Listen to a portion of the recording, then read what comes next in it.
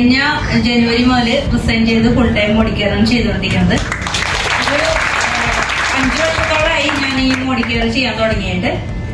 എനിക്ക് മുന്നേ ഈ പറഞ്ഞ പോലെ ആധാരം ഇവിടെ ഇല്ല, കാറില്ല, ഒന്നുമില്ല. പക്ഷെ ഈ മോഡിക്കെയറിൽ വന്ന ശേഷം എനിക്കിന്നൊരു വീടായിട്ടുണ്ട്. മോഡിക്കെയറിന്റെ ഹൗസ് ഫണ്ട് വരുന്നതിന് മുന്നേ തന്നെ ഞാൻ വീട് വെച്ചു. ലോൺ അടയ്ക്കുന്നത് മുഴുവനും മോഡിക്കെയറിന്റെ ഫണ്ട് ഉപയോഗിച്ചിട്ടാണ്. അതുപോലെ തന്നെ എന്റെ സ്വപ്നത്തിൽ പോലും വിചാരിച്ചിട്ടില്ല എനിക്കൊരു കാറ് കിട്ടുന്നുള്ളത്.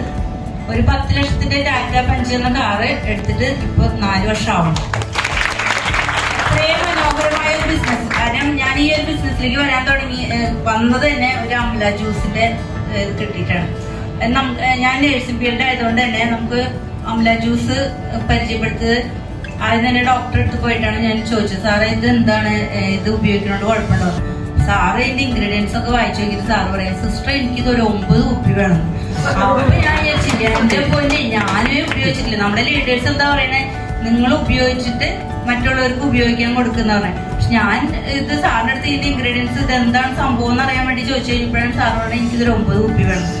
അപ്പോഴാണ് എനിക്ക് ശരിക്കും പറഞ്ഞിട്ടുണ്ടെങ്കിൽ ഈ മോഡിക്കെയർ ബിസിനസ്സിലേക്ക് വന്ന് ഇത്രയും നല്ല ക്വാളിറ്റി ഉള്ള പ്രോഡക്ട്സ് കിട്ടാൻ വേറെ എവിടെയും കിട്ടില്ല നമുക്ക്. അങ്ങനെ ഞാൻ എന്റെ മെല്ലെ ടീം ബിൽഡ് ചെയ്യാൻ തുടങ്ങി, പ്രോഡക്റ്റ് ഷെയറിങ് തുടങ്ങി. ഇപ്പോ മാസം ഒരു 75,000 അടുത്ത് വരുമാനം കിട്ടിക്കൊണ്ടിരിക്കുന്നു. ഞാൻ ഫീൽഡില് ഒരു 23 വർഷത്തില്, പക്ഷെ നമുക്ക് കിട്ടുന്നത് 25-ന് താഴെ വരുമാനമാണ്. അപ്പൊ ഈ കൊറോണ സമയത്ത് ശരിക്കും പറഞ്ഞിട്ടുണ്ടെങ്കിൽ കൊറോണയുടെ അടുത്ത് താങ്ക്സ് പറഞ്ഞു. കാരണം എനിക്ക് മുന്നേ അവസരം കിട്ടിയിട്ട് ഞാൻ വർക്ക് ചെയ്യാണ്ടിരുന്നത്. എന്നെ കൊണ്ടുവന്നത് ബാബുരാജ് സാറാണ്. പിന്നെ അതുപോലെ തന്നെ എന്റെ ബിന്ദു മാഡം. പിന്നെ വർക്ക് ചെയ്യാണ്ട് കുറെ ഇപ്പൊ ബിന്ദു മാഡം ഒക്കെ വിളിക്കും മോഡിക്കെയറിൽ ജോയിൻ. ഇപ്പൊ നിങ്ങളെയും പലരും വിളിക്കുന്നുണ്ടാവും ലീഡേഴ്സ്, നിങ്ങൾ മീറ്റിങ്ങിന് കയറുമോ അല്ലെങ്കിൽ മീറ്റിങ്ങിൽ പങ്കെടുക്കുമോ അങ്ങനെ അങ്ങനെയൊക്കെ പറഞ്ഞ് വിളിക്കുന്നുണ്ടാവും.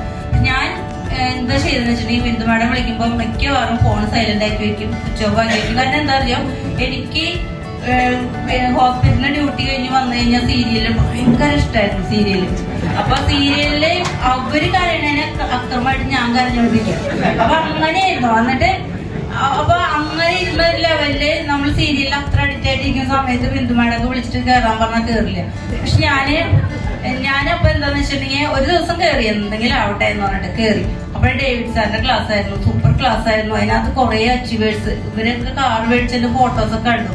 എന്നിട്ട് അതിനകത്ത് ലാസ്റ്റ് നെക്സ്റ്റ് ഈസ് യു എന്ന് പറഞ്ഞിട്ട് ഒരു ഇതുണ്ട്. അപ്പൊ എനിക്കും തോന്നി എനിക്ക് കാർ മേടിക്കണം. അപ്പൊ ഇതിൽ ഒരുപാട് അവസരങ്ങളുണ്ട്. ഫസ്റ്റ് കയറി 110 രൂപയാണ്. എന്റെ ടീമിലുള്ളവരോടൊക്കെ ഞാൻ അറിയിച്ചു 110 രൂപ എനിക്ക്. കാരണം നമ്മൾക്ക് ഇത്ര നാളും ഒരു പ്രോഡക്ട്സ് വാങ്ങിയിട്ട് ഒരു രൂപ പോലും നമുക്ക് കിട്ടിയിട്ടില്ല. ആ സ്ഥാനത്ത് 110 രൂപ കയറി. പിന്നെ പ്രാവശ്യം 300 കയറി, പിന്നെ പ്രാവശ്യം 1000 കയറി. അപ്പൊ ഞാൻ അങ്ങനെ ഡോക്ടേഴ്സിന്റെ OP-ലൊക്കെയാണ് ഞാൻ നിൽക്കുക. അപ്പൊ OP-ൽ നിൽക്കുമ്പോൾ എന്റെ കൂടെ വർക്ക് ചെയ്യണ തരണി സിസ്റ്റർ അടുത്ത് പറയും, തരണി സിസ്റ്റർ 9-ാം തീയതി ആയി അങ്ങനെ നോക്കുമ്പോൾ എത്ര രൂപ കയറുന്നു. ആ 110ഉം ആ 1000 എനിക്ക് അന്ന് വലിയ എമൗണ്ട് തന്നെയാണ്. അപ്പൊ ഞാൻ അങ്ങനെ പറയും, ഇത് അത്ര കയറിയിട്ടാണ്. അങ്ങനെ ഞങ്ങള് മെല്ലെ ടീം ബിൽഡ് ഇന്ന് 75,000 അടുത്ത് വരുമാനം മേടിക്കുമ്പോ എന്റെ പൊന്നെ എനിക്ക് ഭയങ്കര സന്തോഷം. കാരണം അറിയോ, ഫിനാൻഷ്യൽ ഫ്രീഡം എന്ന് പറഞ്ഞാൽ എന്താണെന്ന് വെച്ചാൽ ഞാൻ ഇപ്പോഴാണ് അനുഭവിക്കുന്നത്. എന്റെ മക്കൾക്ക് നല്ലൊരു ഉടുപ്പ് മേടിച്ചു കൊടുക്കാൻ എനിക്ക് ഒന്നും സാധിച്ചിട്ടുണ്ടായിരുന്നില്ല. കാരണം കൊറോണയുടെ സമയത്ത് ഹസ്ബൻഡിന് ജോലി പോയായിരുന്നു. അപ്പൊ ഞാൻ ഈ മോഡിക്കെയറിൽ വന്ന് ഇങ്ങനെ വർക്ക് ചെയ്ത് കഴിഞ്ഞപ്പോഴേ എന്റെ തുണിക്കടയുണ്ട്. ആ തുണിക്കടയിൽ പോയി കഴിഞ്ഞാൽ ഞാൻ പോകുമ്പോ പറയും 1000-ന് താഴെയുള്ളത് എടുത്താൽ മതിയിട്ടാണ്. കുട്ടികൾ വലിയ എമൗണ്ടിലുള്ള പിടിക്കും. ഞാൻ പറയും വേണ്ട, താഴേക്കുള്ളത് നോക്കിയാൽ മതി. പക്ഷെ ഇപ്പൊ അങ്ങനെയല്ല, എന്റെ റേഞ്ച് മാറി എന്ന് പറയാൻ. ഞാൻ ഇന്ന് എന്റെ സ്വന്തം കാറിൽ ഡ്രസ്സ് എടുക്കാൻ പോകുന്നത് പാലക്കാടേക്കാണ്, കുട്ടികൾക്ക് ഡ്രസ്സ് എടുക്കാൻ. അതും വില നോക്കില്ല, അവർക്ക് എന്താണോ ഇഷ്ടപ്പെട്ടത് ആ ഒരു ഡ്രസ്സ് മേടിച്ചു കൊടുക്കാൻ ഇന്ന് എനിക്ക് സാധിക്കുന്നുണ്ട്.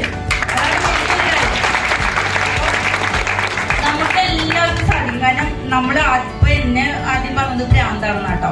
നേഴ്സിംഗ് ഫീൽഡ് ഒരു നേഴ്സിന്റെ സോപ്പും പേസ്റ്റും വിൽക്കാൻ നടക്കണം. ഭ്രാന്തെന്ന് പറഞ്ഞോട്ടെ അവരെ അക്കൗണ്ടിലോട്ട് എല്ലാ പൈസ എന്റെ അക്കൗണ്ടിലോട്ട് കയറി.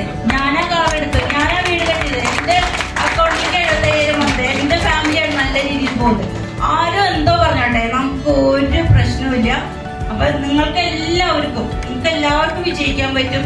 നല്ലൊരു അടിപൊളി പ്ലാനാണ് സമീർ മോദി സാർ തന്നത്. സമീർ മോദി സാറിന് ഒരുപാട് നന്ദി പറയാണ്. Thank you.